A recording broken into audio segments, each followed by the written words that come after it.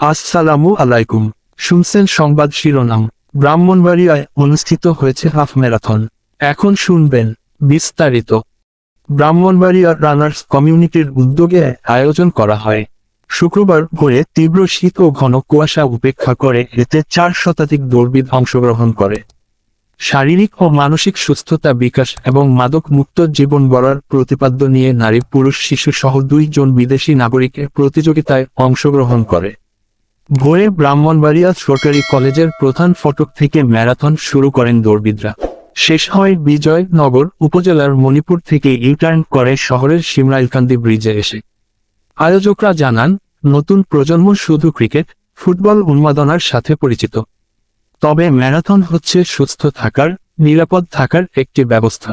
এবারের ম্যারাথন প্রতিযোগিতায় 21 কিলোমিটারে 110 জন, 10 কিলোমিটারে 200 জন, 5 কিলোমিটারে 68 জন এবং 2 কিলোমিটারে 22 জন অংশগ্রহণ করেন। শীতের সকালে এ ধরনের আয়োজন উপভোগ করতে পেরে দৌড়বিদ ও দর্শকরা খুবই উচ্ছ্বসিত ছিল। প্রতিযোগিতা শেষে বিজয়ীদের মাঝে ট্রফি ও সার্টিফিকেট প্রদান করা হয়।